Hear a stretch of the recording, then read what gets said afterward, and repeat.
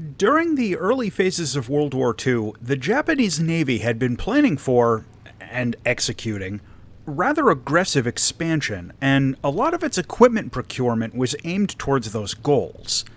Part of this was a 1940 requirement for a new floatplane interceptor fighter that could operate in forward combat zones in water too shallow for carriers or where fixed airfields weren't available. The new plane from Kawanishi was designated N1K, and the performance immediately impressed test pilots. However, it still didn't hit the Navy's targets, and planners recognized that it was going to take an enormous amount of work to refine the plane any further. Rather than make the investment for a float plane, Kawanishi successfully lobbied to rework the plane as a land-based fighter for the Navy. In December of 1942, the N1K2 flew for the first time and once again impressed pilots. Still, it wasn't without its shortcomings. Mainly, the landing gear was the source of many problems all the way to the end of the war, and there were issues integrating new engine models. Still, it was good enough in early service to justify refining the plane even further, and the engineers from Kawanishi got to work. The internal structure was redesigned a bit, and the wing configuration was changed, which led to some modest weight savings and easier production.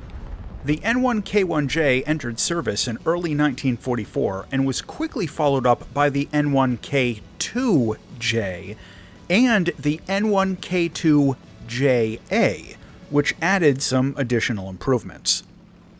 In the air, the N1K2 was generally considered at least as good as the American fighters it faced in 1944.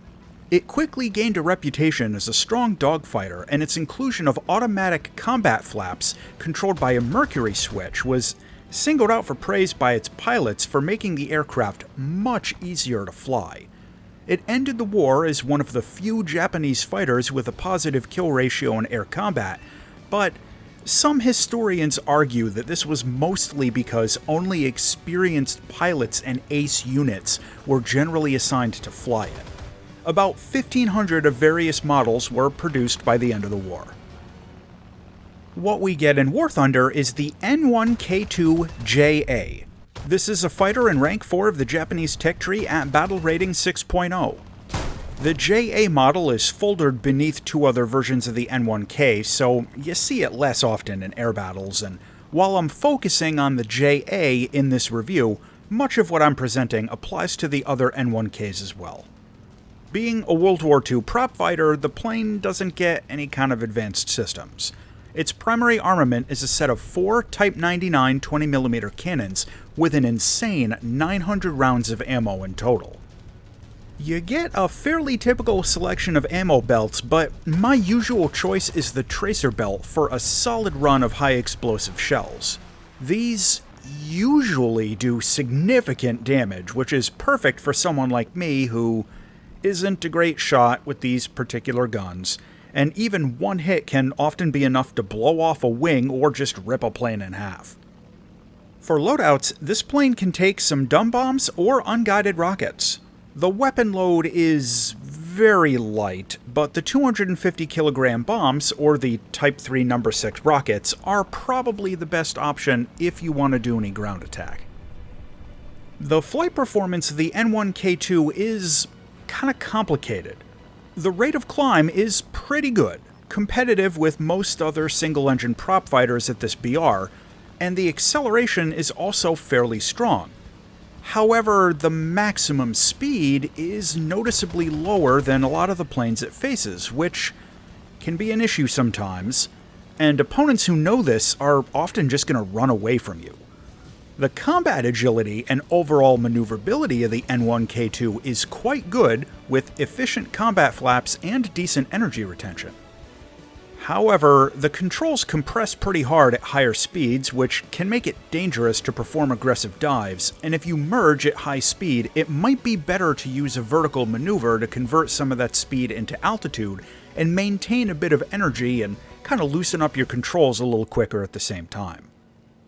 It's also worth mentioning that this plane sometimes isn't the best at defensive flying. Yes, the overall agility and turn pull is pretty good, but its roll rate is a little below average, which is often going to signal to your opponents what you're about to do about a second in advance. So if you get someone on your 6, it might be rather difficult to shake them off unless they're distracted or something. I also want to give a special note about jets. Now, with this thing's BR, the N1K2 can end up fighting jets as advanced as the F-84B in a full up tier.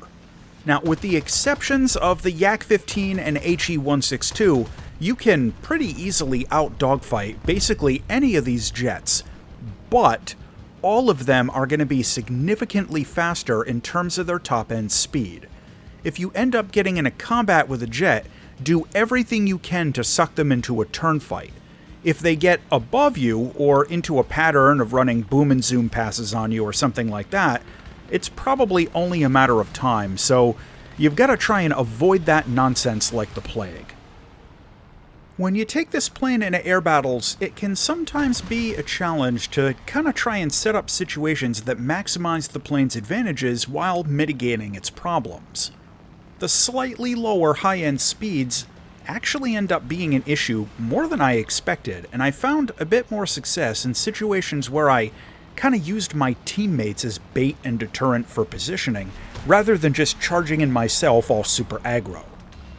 That said, if you do just charge in with a climb, the N1K2 has just enough climb performance that it can usually intercept climbing bombers on their first pass using a pitch-up stall climb shot, as I demonstrated in one or two of the clips. However, given that the real strength of this plane is in its dogfighting agility and its cannons, I had the most fun using this as a conventional dogfighter despite the speed issue. Try setting up situations where you can dive into a furball from above with an energy advantage, which can make it harder for your opponents to just run away. More traditional boom and zoom stuff can usually work too, but the cannons have a weird cyclic rate, and even if your aim is correct, it can sometimes be difficult to actually connect the hits, so I tend to go for more traditional engagements where I can get set up for sustained burst deflection shots and have a little bit more time on target per burst of fire. The good news is that with this plane's insane amount of ammo, you can do sustained bursts and be a little bit more sloppy with your shooting without too much worry. In terms of ground attack, the pair of bombs you get won't be enough to blow up a base, not even close, but you can still get a few points or hit some AI ground targets before shifting to air combat. In close air support, I found the rockets very difficult to actually hit with, but either the bombs or the larger rockets can pop the majority of targets in this BR range. Visually, the N1K2 to me has always kind of looked like a Japanese P-47, which isn't a bad thing as it's a good-looking plane. There are a couple of extra skins available for it in the game, so you get some good options for a paint job, and generally, I enjoyed having it up on the screen. Now, despite being a Navy plane, the N1K2 doesn't have an arrestor hook, so this is strictly a runway fighter. Landing is pretty basic, and it's fairly resistant to nosing over. You can drop the gear at about 450 kilometers an hour, and the landing flaps at around 315. The cockpit on this plane isn't the best. The all-around visibility is good, along with the gun sight, but the canopy bracing really gets in the way, and the cockpit internals are drawn on since this is a fairly old cockpit model. I really didn't have a very good time with this one in VR. To close out on the N1K2JA. This plane has an enormous amount of cannon ammo. It has good energy retention and dogfight agility. It climbs fairly well, and the cannons hit really hard when they connect. However, it's a bit slow comparatively. The cyclic rate on the cannons feels weird, and it gets up-tiered into jets. The final verdict on the N1K2JA is that the plane is a very potent dogfighter, but setting up dogfights can be a little bit more difficult than in similar planes. if you don't mind the lower top-end speed, this thing is a beast. As always, thanks for watching, and if you enjoyed this video, check out this one.